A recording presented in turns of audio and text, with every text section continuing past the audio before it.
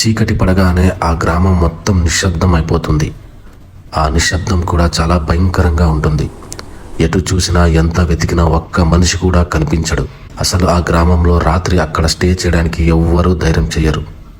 ఒకప్పుడు 1500 మంది జనాభా ఉన్న ఆ గ్రామం సడన్గా ఇప్పుడు ఎందుకు ఇలా అయిపోయింది? ఆ గ్రామం నుంచి మాయమైపోయిన జనాలు ఎక్కడికి వెళ్ళిపోయారో ఇంతవరకు ఒక్క ఆనవాలు కూడా తెలియలేదంటే నమ్మగలరా? ఇది కథ కాదు, నిజం. నమ్మలేని నిజం.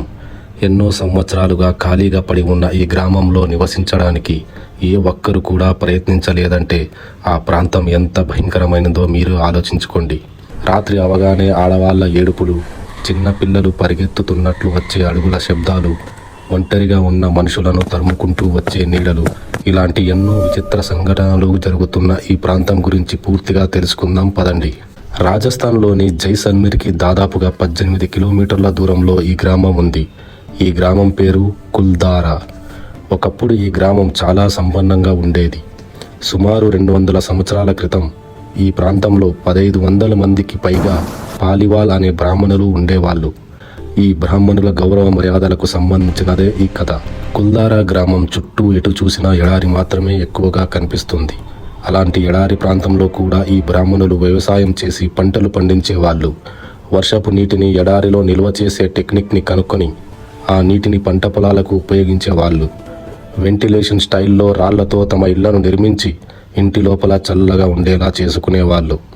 ఇలాంటి అద్భుతమైన తెలివితేటలు కలిగి ఉన్న వీళ్ళని మనం సింపుల్గా సైంటిస్ట్ అని కూడా పిలవచ్చు. ఈ కుల్దారా గ్రామంలో మాత్రమే కాదు, చుట్టూ 84 గ్రామాల్లోనూ ఈ బ్రాహ్మణులే నివసిస్తూ అందరూ ఒక్కటిగా ఒక కుటుంబంలా కలిసిమెలిసి సంతోషంగా తమ జీవనాన్ని గడిపేవారు. ప్రతి సినిమాలో ఒక విలన్ ఉన్నట్లు వీళ్ళ జీవితంలోకి కూడా ఒక క్రూరమైన విలన్ వచ్చాడు. అతని పేరే సలీం సింగ్. ఇతను జైసల్మేర్కి మంత్రిగా ఉంటూ చుట్టూ ఉన్న గ్రామాల్లో ట్యాక్సులు వసూలు చేసేవాడు. తన పైశాచిక ఆనందం కోసం అమాయక ప్రజల్ని హింసించేవాడు.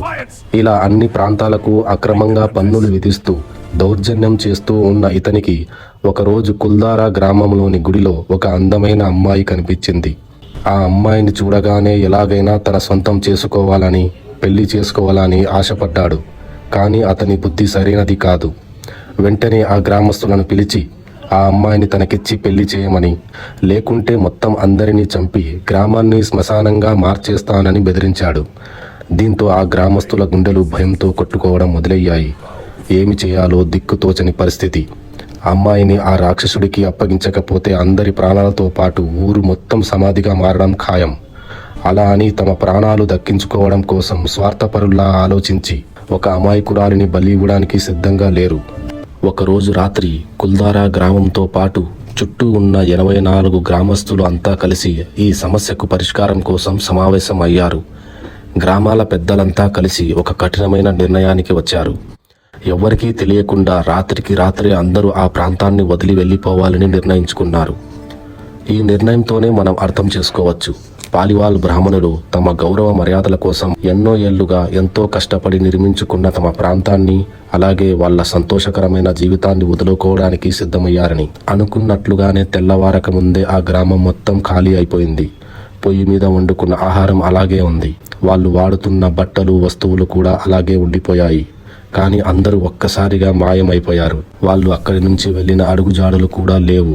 ఎటు వెళ్లారు, ఎక్కడ ఉంటున్నారో ఇప్పటికీ తెలియని మిస్టరీగానే ఉండిపోయింది. పోనీ అంతా ఆత్మహత్య చేసుకున్నారని అనుమానించాలన్నా ఇన్నేళ్లుగా ఒక్క అస్థిపంజరం కూడా ఆ ప్రాంతంలో కనిపించలేదు.